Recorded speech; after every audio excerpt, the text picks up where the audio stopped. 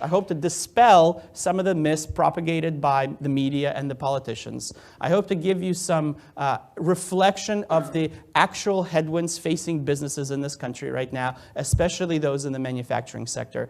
But most importantly, I hope to provide you with some optimism, some evidence that shows that there is really going to be growth, economic expansion in this country moving through 2018 before we hit a mild macroeconomic recession in 2019 as a result of higher interest rates. So we'll talk about all these things, but that's the thesis. I hope to give you cause for optimism over the next 2 years that will only support your current positions.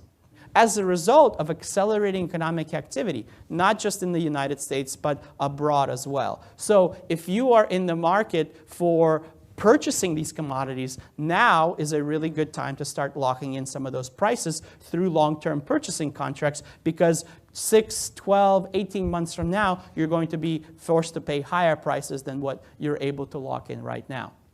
I hope you understand, with that in mind, why I am fairly optimistic and bullish on the prospects of free market economies. I believe that when there is not a dictator in place, where there's not stifling legislation in place, when there is fair competition, that economies thrive. You know, really there are 3 core things that economies need in order to grow, because growth is natural when you consider there's population growth, increased productivity, urbanization, and all these things that propel economies forward. So the 3 things that are necessary are the rule of law, which to the most extent we can argue that we have that in this country.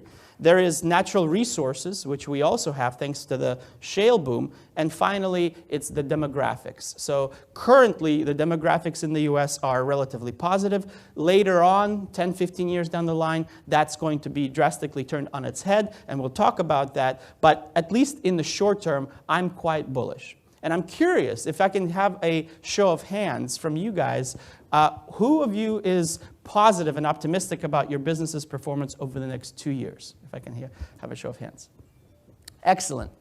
So to give you a point of reference, the second largest economy, China, right? For us, every consumer in the United States spends on average $35,000 a year consuming various products: food, clothing, technology, and so on.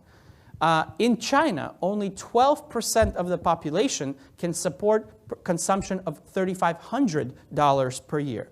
So even when you account for the massive difference in the number of people, when you multiply it by 4, that's still nowhere near the personal consumption levels that we have here in the United States. And that's why I'm very optimistic about further economic growth, because the consumer, as I'll show you later on in the presentation, is in terrific standing right now, and they will fuel our growth for the next 2 years, if not beyond that. Next, I want to talk about oil prices. And I think oil prices are important to talk about because it's not just the oil patch that's affected by what's been going on over the last 18 to 24 months.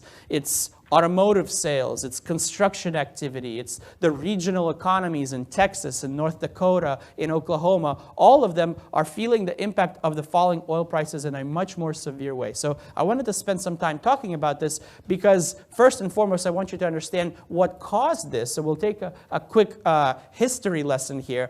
But second of all, as an individual investor, I know many people are looking to speculate on what oil prices are going to do. So I will give you some advice.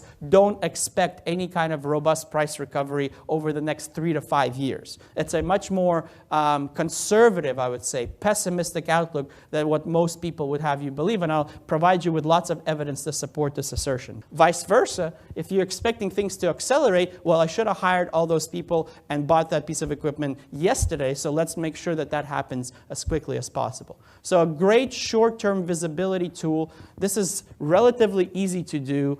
We have worksheets if you'd like me to share it with you, but essentially you can get an intern in your company to do this to the data. It's very easy calculation. So I implore you, implement this into your own business if you're not already doing it, because again, you will gain significant benefits from doing so.